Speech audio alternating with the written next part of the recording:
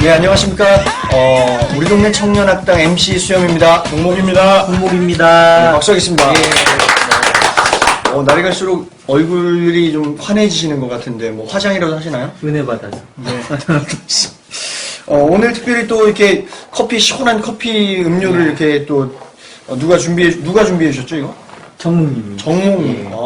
정목님들 이렇게 베푸시고 또 섬겨주시는 은혜에 감사드립니다. 또 뭐 이렇게 섬겨주시는 분이 또 많이 있습니다. 사실 곳곳에 이 청년학당을 위해서 참 많이 애써주시는 분이 많은데 특별히 늘 이 소품으로 후원해주시는 한 분을 좀 소개해드리려고 합니다. 여기 앞에 십자가 보이시죠? 이 십자가는 바로 한신교회 부목사로 섬기시는 하찬호 목사님의 십자가입니다. 직접 만드신 거라고 하더라고요. 깎아서 네. 만들었습니다. 그래서 이 십자가를 이곳에 놓고 저희가 좀 써도 되겠느냐, 저희가 좀 이거라도 있어야 좀 덜 볼품 없겠다 싶어서 좀 부탁을 드렸는데 허락해 주셔서 저희가 잘 사용하고 있습니다. 감사하다는 말씀. 안 보이는 곳에서 저희 도와주시는 분들 계시잖아요. 소개 좀 해주시죠. 저기 우리 영상 편집 도와주시는 분들, 그 다음에 이 자막 도와주시는 맞아요. 분, 또 정신적으로 코칭해 주시는 분들, 또 알게 모르게 응원하면서 기도해 주시는 분들, 또 신학적으로 검증해 주시는 교수님들, 다양한 분들이 계십니다. 네, 그 모든 분들께 감사하는 마음으로 박수 할까요? 네.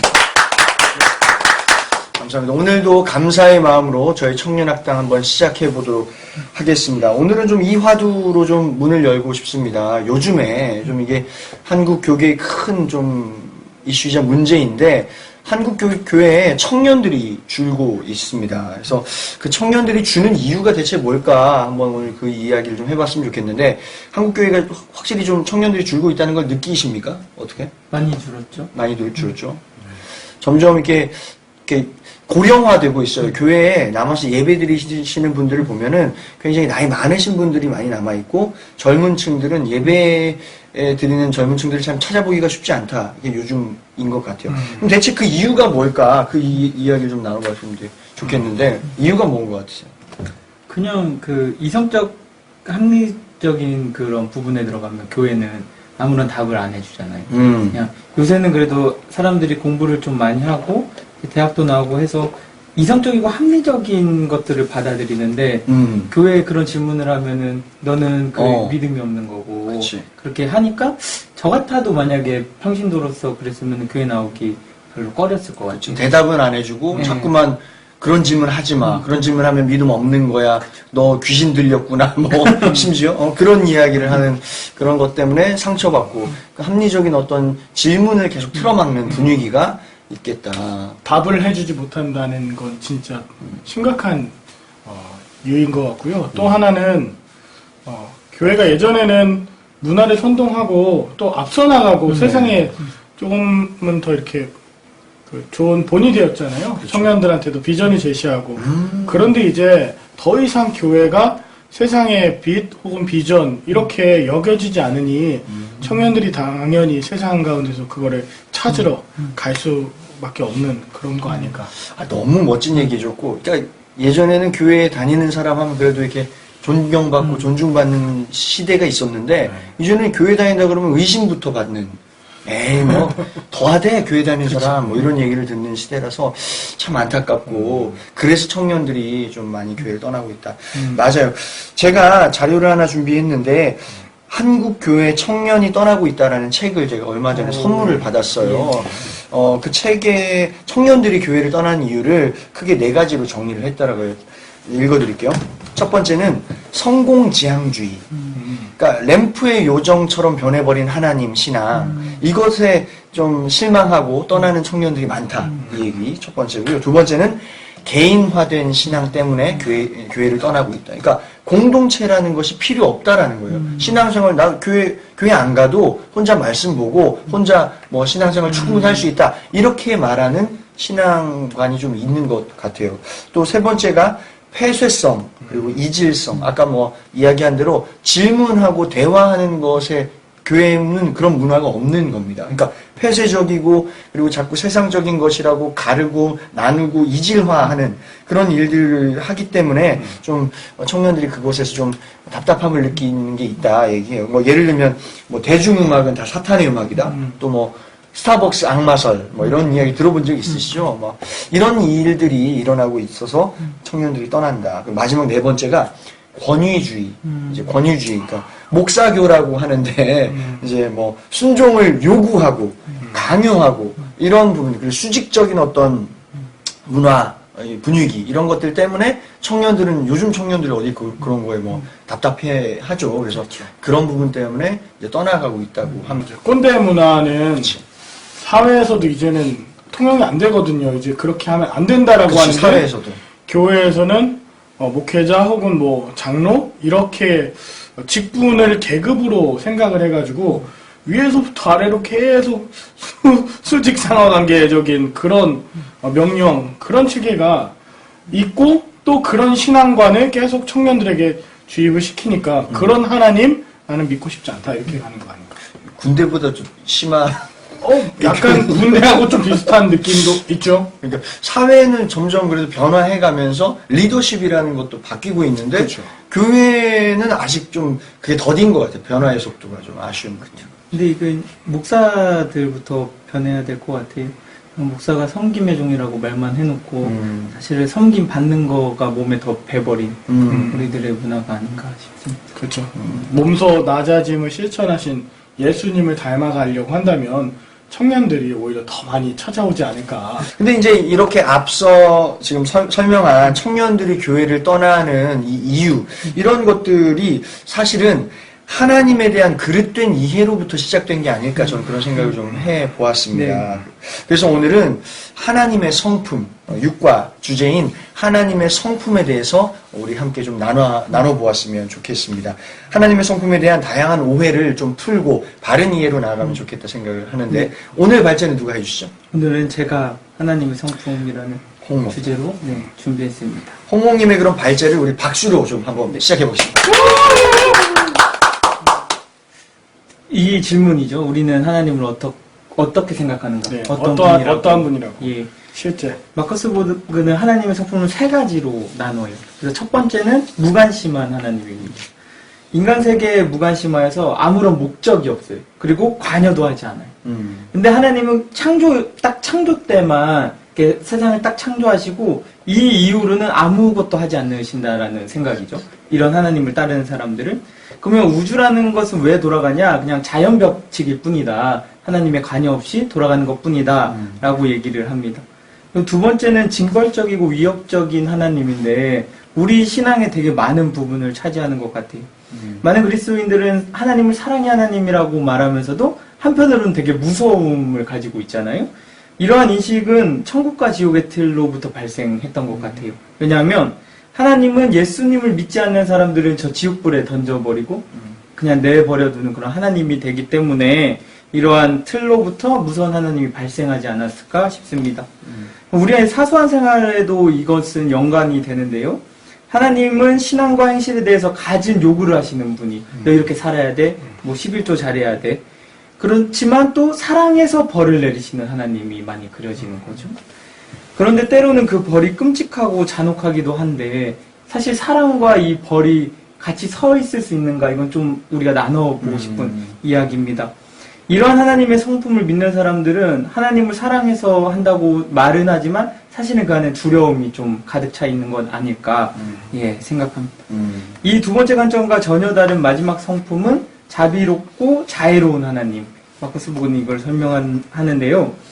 하나님은 존재하는 것들에 대해서 생명을 불어넣어 주시는 분이고 생명 살림을 지향하는 하나님이라는 생각입니다. 하나님이 지으신 그 보시기에 좋은 세상을 만들어가기 위해 완성하기 위해 세상에 관여하고 함께 우리와 일하시는 하나님이시죠. 이런 하나님을 따르는 사람들은 두려움으로써 그러한 일들을 행하는 것이 아니라 그냥 하나님과 깊은 교제에 들어가면서 자발적으로 하나님의 생명 살림에 동참하게 되는 거죠.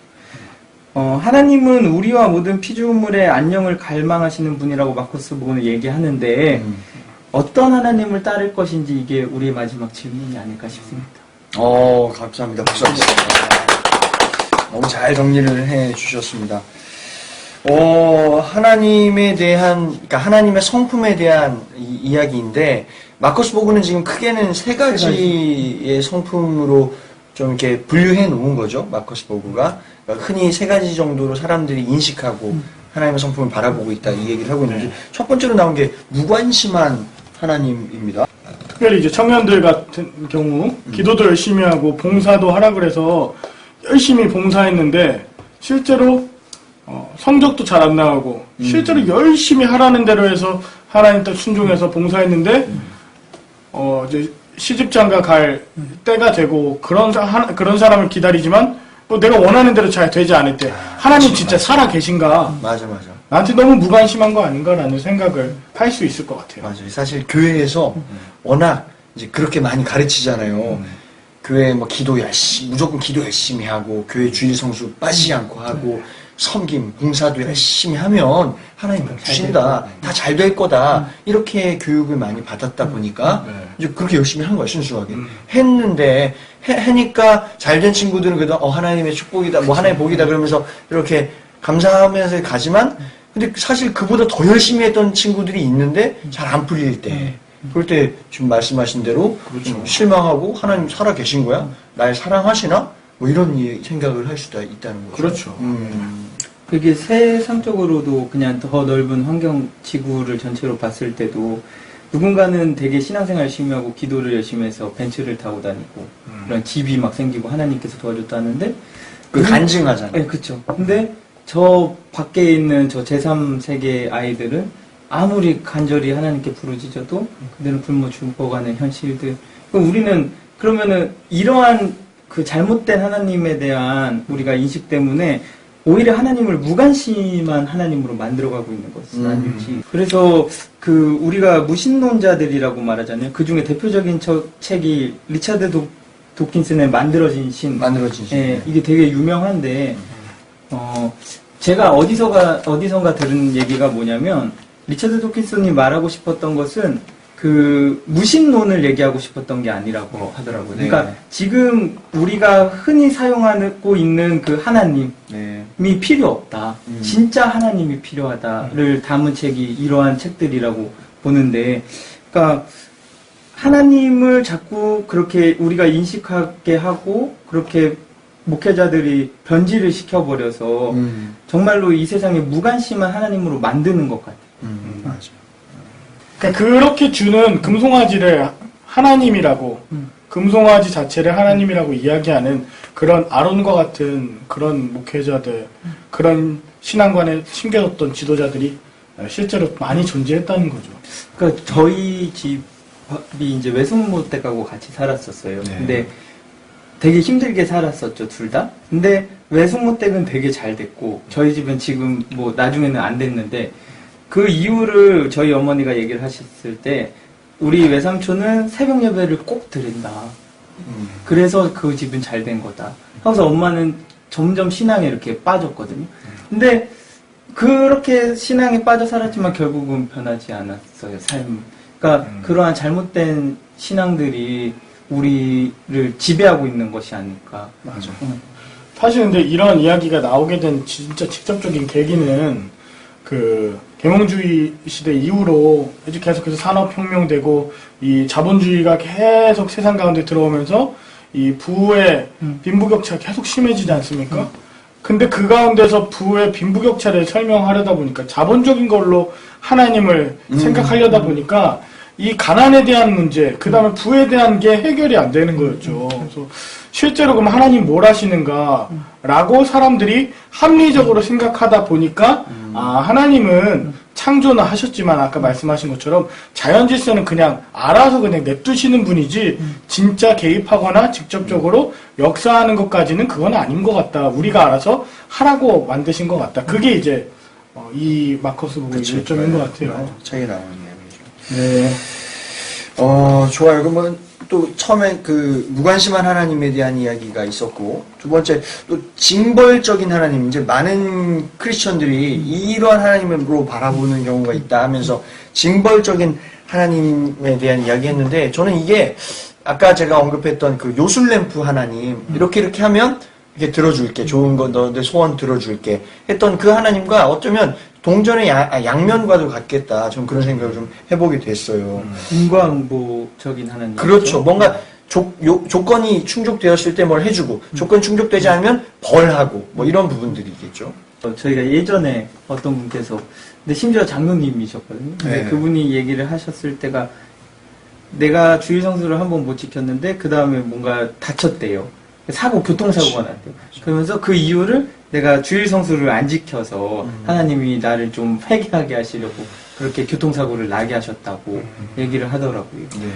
본인이 그렇게 깨달아서 얘기하는 경우도 있지만 많은 경우에 이제 저주설교라고 하죠.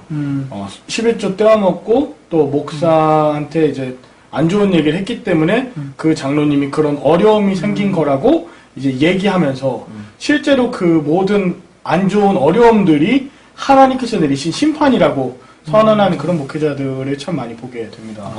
그 징벌적인 하나님을 이제 강조하되 누군가를 정죄하고 누군가를 헐뜯는 데 사용되어지는 경우가 그런 경우라고 할 수 있겠네요. 가슴 아픈 사건, 사고 이런 거를 보면서 같이 참 위로하기보다 그 원인을 내 나름대로 분석해서 하나님이 하신 거라고 하나님이 심판하시고 벌하신 거라고 얘기하는 거는 때로는 말하는 건 쉽지만 그 당사자들한테는 또 굉장한 두려움과 상처가 될 수 있죠. 그럼요. 이제 많은 예가 있었는데 그 자연재해가 일어날 때마다 어떤 불교의 목사님들께서는 봐라 그 하나님 안 믿고 우상 숭배 다른 거 믿다가 다 그렇게 하나님이 치셔가지고 자연재해 뭐 태풍도 오고 뭐 쓰나미도 몰려오고 뭐 이런 거 아니냐 막 하면서 그런 걸 강단해서 그러니까 그 사람들의 죽음과 그 사람들의 아픔에 대한 어떤 그 이해는 없이 그냥 하나님의 뜻이다.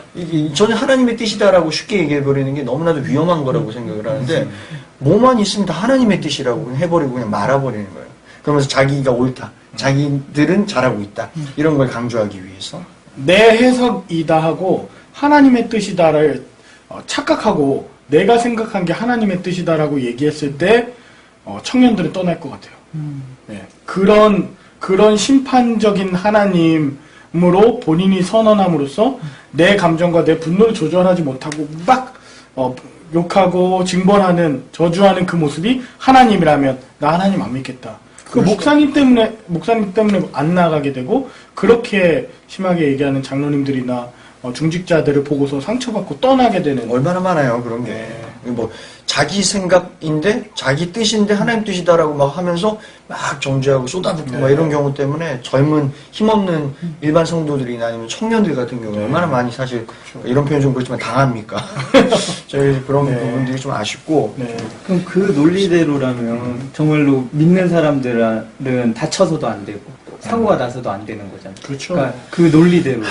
제가 언젠가 그 세월호 유가족분 그 모시고 예배하는 그 집회에 제가 가서 저 찬양했었던 기억이 있는데 그때 그 유가족 되신 어머님이 고백을 하시는데 자기 교회 굉장히 열심히 다니던 사람이었어요라고 고백을 하시더라고요. 지금 안 다니신데요. 그러니까 왜 그러나 이렇게 설명을 들어봤더니 본인은 자기 그 죽은 아들하고 자식들 또 자기 남편 빨래 있잖아요. 손빨래를 늘 하면서 그 옷들을 손빨래를 하면서 매일매일 그 자식들을 위해서 기도하고 잘 될 수 있도록 그렇게 기도하고 정말 신실하게 신앙생활을 열심히 했다고 자기 스스로 얘기를 하더라고요. 근데 그런 일을 겪었다는 거야. 근데 그런 일을 겪은 것까지는 뭐 그럴 수 있잖아요. 그래서 기도로 이겨내야겠다 했는데 그때 당시 교회나 어떤 정치권과 이런 분위기들이 세월호 관련된 유가족들을 포함한 사람들을 매도하기 시작했잖아요. 뭐 세월호 배지 달고 다니는 사람들 막 검문도 하고 막 이런 일들이 심지어 있었는데 그러면서 교회들은 세월호 이야기 금기시 그거 얘기하지 마라. 교회에서는 세월호 얘기하면 안 된다. 뭐 이런 이야기들 나오면서 그런 거에 상처를 받으신 거예요. 그렇게 저 사람들이 내가 믿던 그 하나님을 믿는 같이 믿는 사람들이 저런 모습을 우리에게 보여주고 상처를 주는 모습 때문에 상처를 받은 거야. 일부 대형교회 목사님들이 그때 제가 아직도 기억하는데 세월호는 하나님께서 아이들을 죽여가면서까지 우리한테 깨닫으라고 하는 메시지다 하면서 애들을 희생적인 도구로 그냥 치부해버렸거든요. 그것도 하나님 뜻이라고 해버린 거죠. 그때 유명한 정치인들이나 초대형 교회 목사 그런 얘기를 했어요. 심판하시는 하나님으로서 사람들의 도구로 또 그 아픔에는 전혀 무관심한 이 두 개 아까 말씀하신 하나님에 대한 이해가 기성 교회와 모든 대부분의 이제 목회자들에게 있는 그런 생각들 아닐까. 그러면 당연히 청년들 떠날 수밖에 없죠. 심지어는 기도 안에서 그래. 그런 말들. 그러니까 너가 신앙을 제대로 못 지켜서 그래.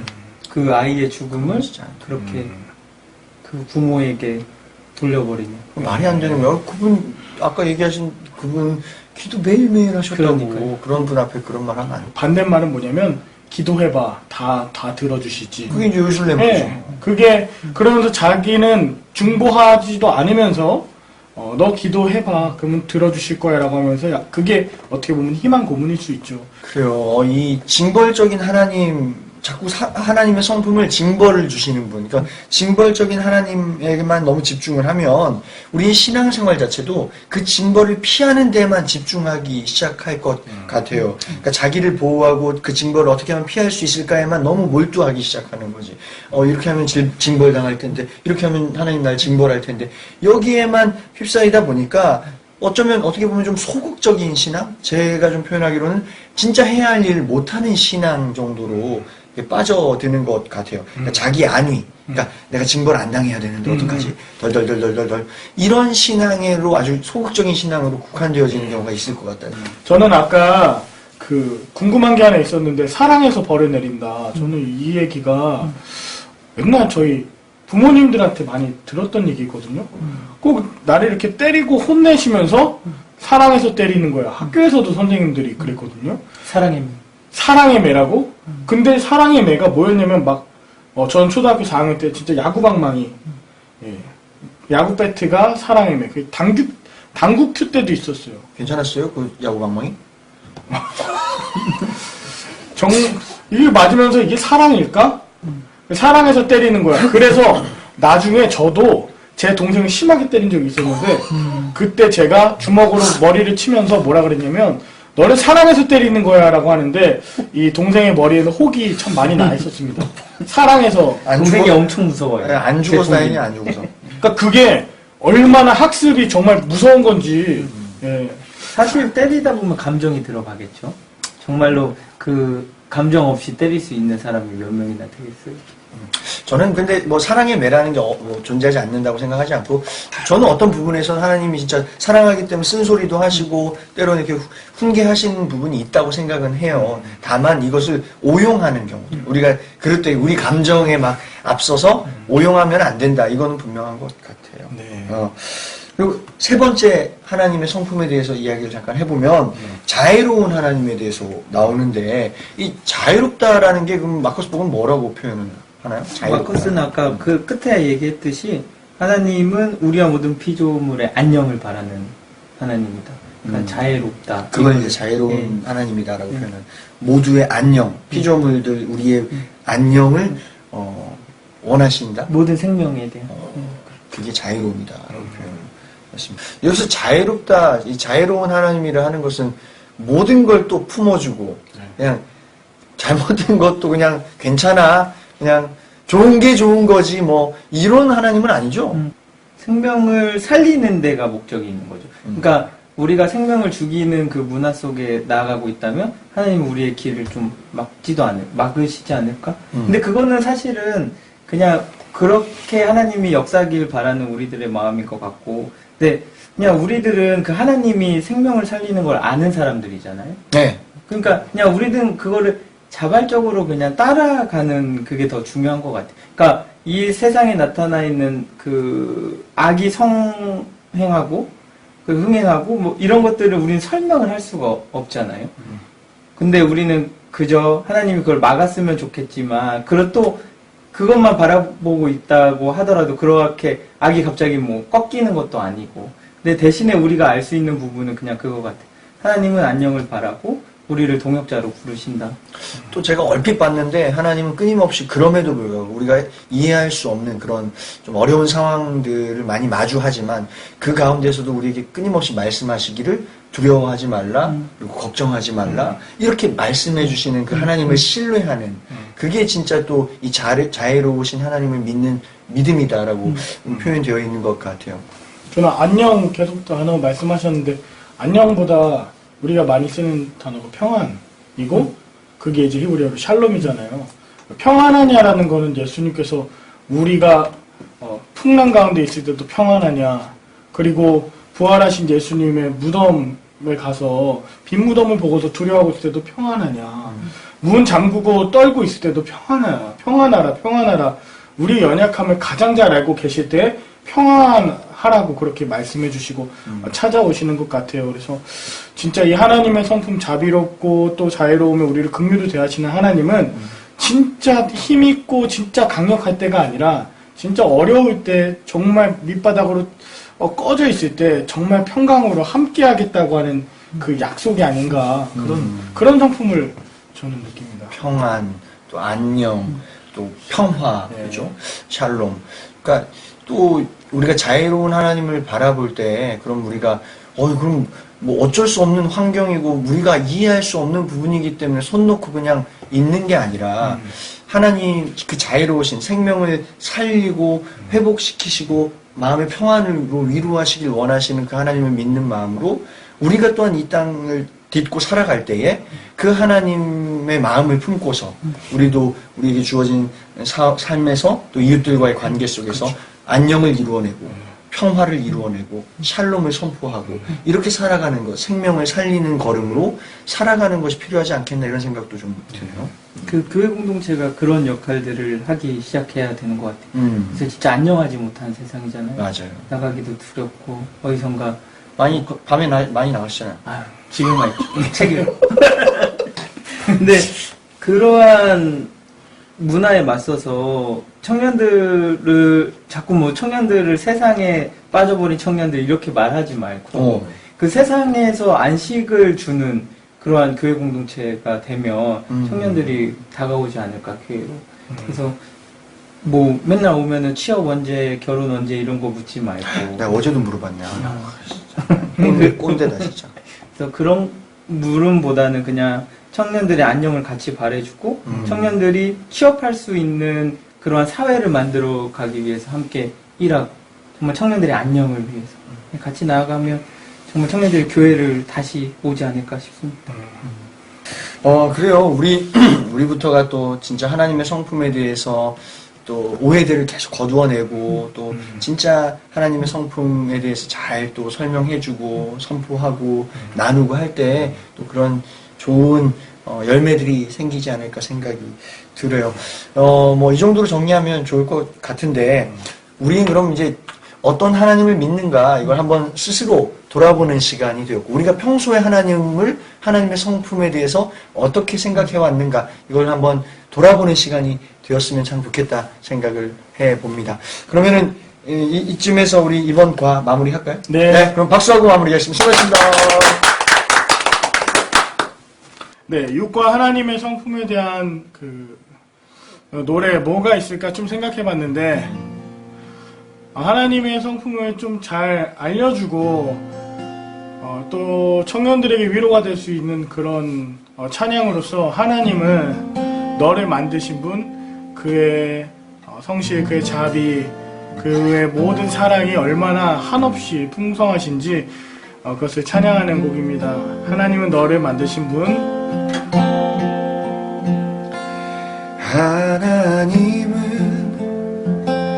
너를 만드신 분, 너를 가장 많이 알고 계시며, 하나님은 너를 만드신 분, 너를 가장 깊이 이해하신단다. 하나님은 너를 원하시는 분, 이 세상 그 무엇 그 누구보다 하나님은 너를 원하시는 분, 너와 같이 있고 싶어 하신단다. 그의 생각 셀 수 없고, 그의 자비 무궁하며, 그의 성실 날마다 새롭고 그의 사랑 끝이 없단다.